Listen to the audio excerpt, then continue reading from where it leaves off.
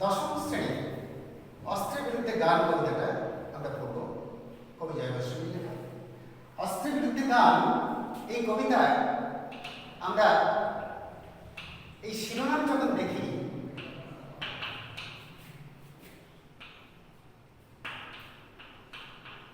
অস্ত্রের বিরুদ্ধে গান,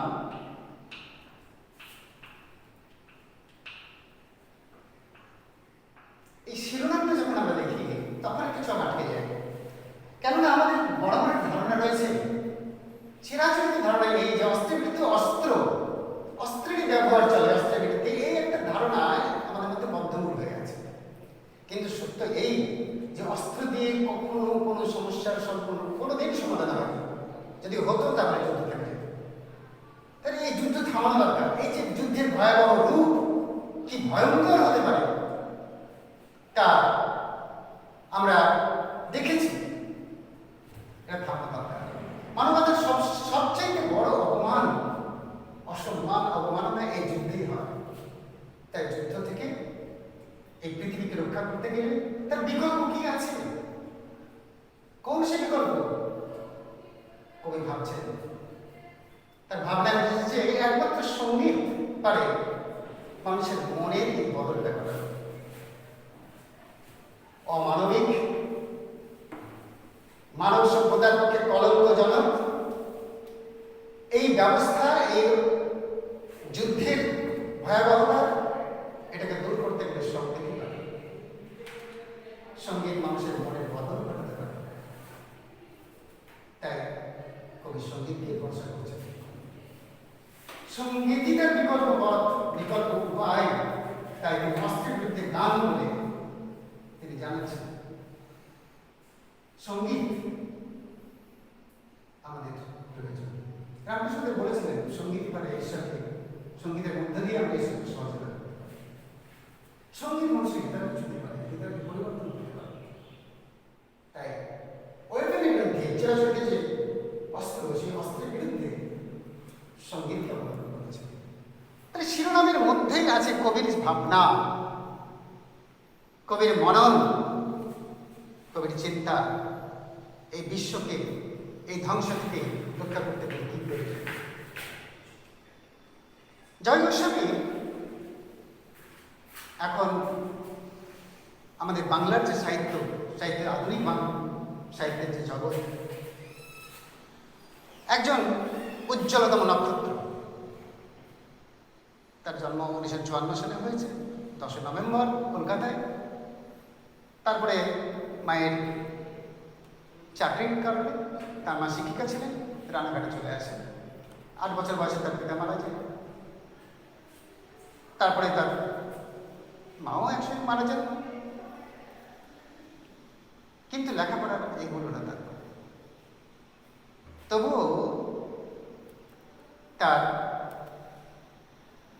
জ্ঞানের জগতের যে চর্চা, মানুষের সঙ্গে মেশা, মানুষের যন্ত্রণার কথা বোঝা, শুধু মানুষ সমগ্র পৃথিবীর মানুষ, সমস্ত মানুষকে নিয়ে একত্রে ভাবনা সমস্ত কবিতার মধ্যে। তোমরা তো এই যে পড়েছো জয় গোস্বামী কবিতা মাসে মাসে, সেখানে দেখছো মানুষের যন্ত্রণার কথা উঠেছে। আর এখানে সার্বিক সমগ্র পৃথিবীর মানুষের যন্ত্রণা, এই যুদ্ধ, সেখান থেকে কি করে রক্ষা পাওয়া যায়? তিনি বলছেন অস্ত্রের আর প্রয়োজন নেই, অস্ত্র ফেলো, অস্ত্র রাখো পায়ে। অস্ত্র পায়ে রাখা মানে অস্ত্রকে তুমি তুচ্ছ করে যাও,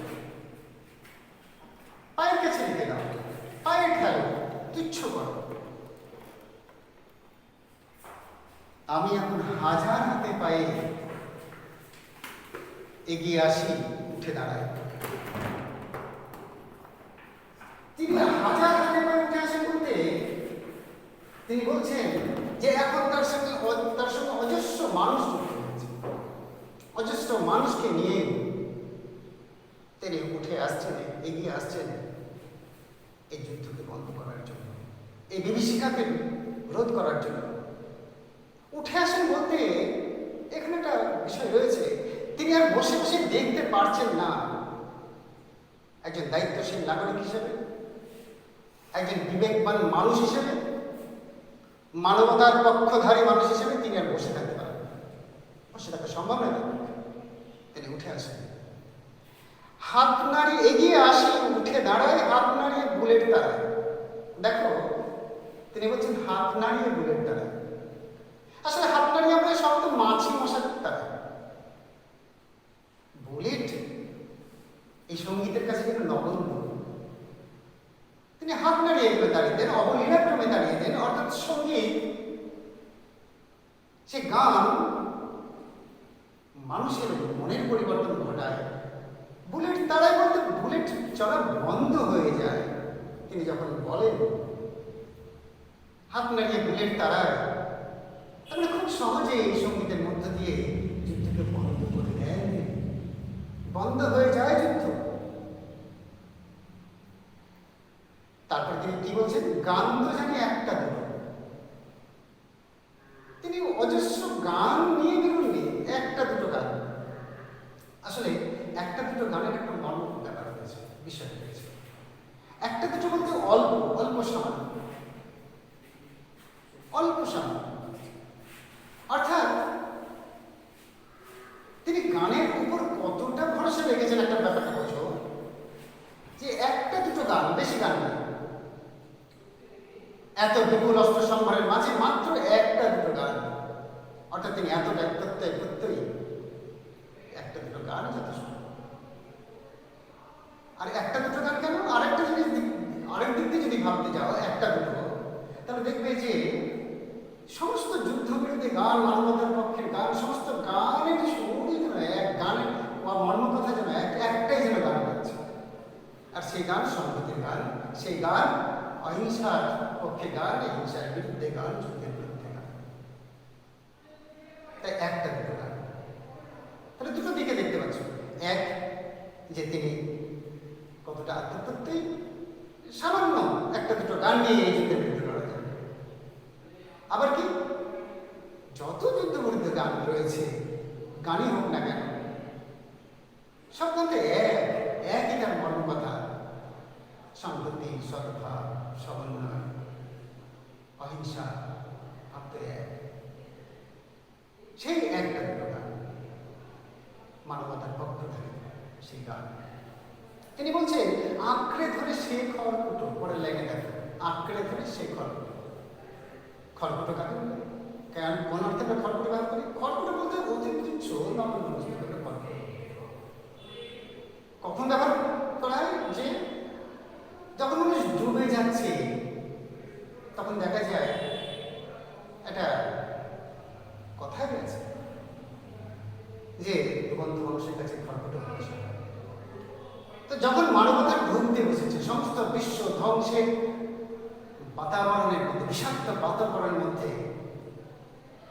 ডুবতে বসেছে, শেষ হতে বসেছে, তখন শেষ সম্বল হিসেবে, শেষ উপায় হিসেবে সঙ্গীতকে ধরা যাবে না, যাকে আমরা অত্যন্ত নগণ্য বলেছি, তুচ্ছ বলেছি, সে সঙ্গীতকে আমরা ধরি। তাই কবি সেই সঙ্গীতকে ধরেছেন, সেই খড়কুটোটাকে ধরেছেন। এই খড়কুটো ধরে, সেই খড়কুটো আঁকড়ে যদি বাঁচতে পারা যায় এই ধ্বংসের হাত থেকে, যা কেউ ভাবেনি, ভাবেও না, কই ভাবতে চাইছেন। আবার দেখো, তিনি বলছেন রক্ত মুছি শুধু গানের গায়ে। তিনি রক্ত মুছেন গানের গায়ে, শুধু গানের গায়ে। এখানে এর অর্থটা কি? এর অর্থটা হলো যে তিনি বুঝাতে চাইছেন, বলতে চাইছেন যে গানের মধ্যে আমরা আমাদের যন্ত্রণার কথা লিখি, আমাদের যন্ত্রণাকে ভুলতে চেষ্টা করি গান নিয়ে। It is an inhaling process. আমরা উপশম খুঁজি গানের গায়ে, গানের মধ্যে আমাদের যন্ত্রণার কথা বলি। আমাদের হৃদয়ের মধ্যে যে কত যে রক্ত প্রবাহ যে পাত হচ্ছে, সেই রক্তপাত আমরা বোঝার চেষ্টা করি সঙ্গীতের মধ্যে দিয়ে। সঙ্গীত মানুষের দুঃখ, যন্ত্রণা, কষ্টকে, হৃদয়ের রক্তপাতকে রুদ্ধ করে। আবার অন্যদিক দিয়ে এই গান দিয়ে তিনি বিশ্বজগতে যে, বিশ্বে যে রক্তপাত চলছে, মানুষ মানুষের মধ্যে হানাহানি করে যে উন্মত্ত রক্ত লীলায় মেতে উঠেছে, হোলি খেলায় মেতে উঠেছে, সেই রক্তটি বন্ধ করেন সঙ্গীত দিয়ে, গান দিয়ে। গান ভুলিয়ে দেয় যুদ্ধ, রক্তপাত বন্ধ হয়। তাহলে দুই দিক থেকে আমরা যদি বিবেচনা করি, প্রত্যেকটা জায়গায় যেন দুটো করে দিক আমরা খুঁজে পাচ্ছি। তাহলে এই রক্তকে তিনি গানের গায়ে বুঝছেন, অর্থাৎ গান দিয়ে এই রক্তপাত তিনি বন্ধ করছেন। সে হৃদয়ের রক্তপাত আর বাইরের দৈহিক যে রক্তপাত দেখছি আমরা, রক্তের বন্যা বলছে, এই রক্তের বন্যা বন্ধ করছে। তাই বলছেন রক্তমুচি, শুধু গানের গায়ে, শুধু গানের মধ্যে আমরা এই যন্ত্রের কথাগুলো লিখি।